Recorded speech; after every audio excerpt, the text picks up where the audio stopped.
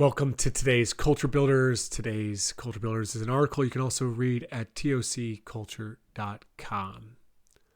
What makes a team special? So I might be biased, but my high school basketball teams were special. Not every moment, of course, and not the moments you might expect, but there was something about my experience that was unforgettable. Sometimes when I reflect on my glory days, I think of our team's greatest moments. Buzzer beater wins over our rivals, cutting nets down after winning region championships, and a triple overtime defeat in the state championship. Those moments were exhilarating at the time, but they land differently today. There's something else that tugs on my heart as I look back at those teams. And despite a desperate search, I cannot find it in those memories. There's a feeling I can't quite put into words.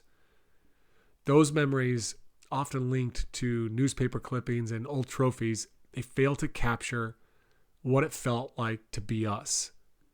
I grew up in South Carolina, and for those who have never had the pleasure of summer conditioning in the South, let's just say it's not easy. I can still feel my t-shirt clinging to my chest during those summer practices in our high school gym with no air conditioning. It made those workouts brutal.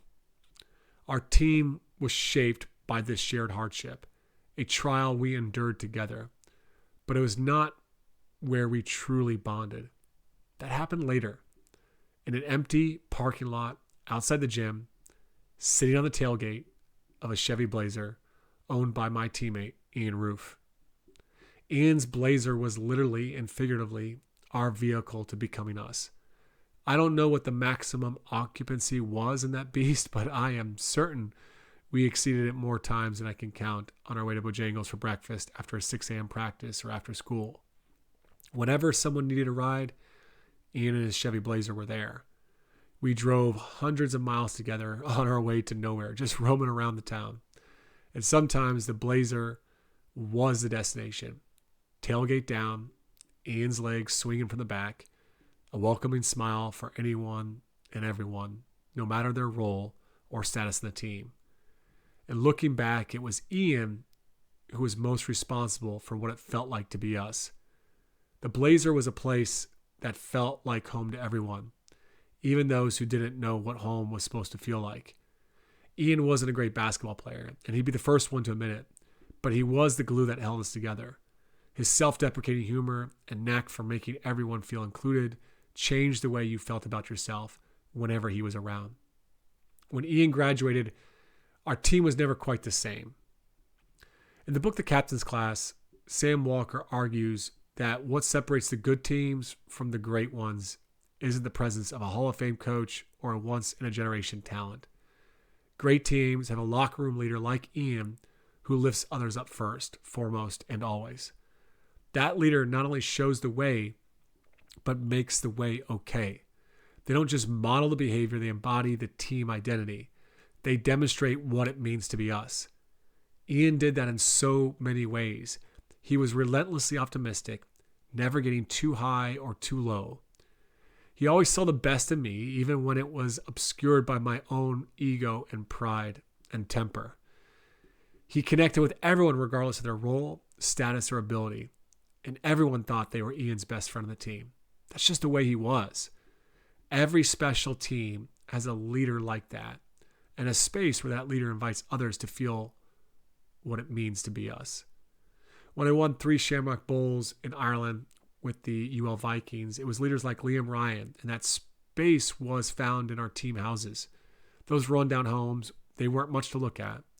They made the Delta Tau Chi fraternity and Animal House look pretty luxurious, honestly. But it wasn't the house that mattered.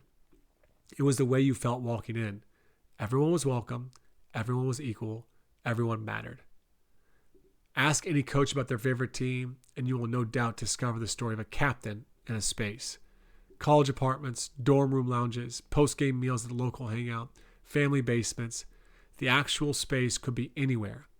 This is where so many miss the point. It's not the creation of a physical space. It's the feeling once one is inside those walls that makes all the difference. Multi-million-dollar companies are spending billions on the creation of space, pool tables, gourmet meals, nap pods, game rooms, all designed to chase a feeling only a leader like Ian can create. There is intense competition among universities to build the best state-of-the-art athletic facilities.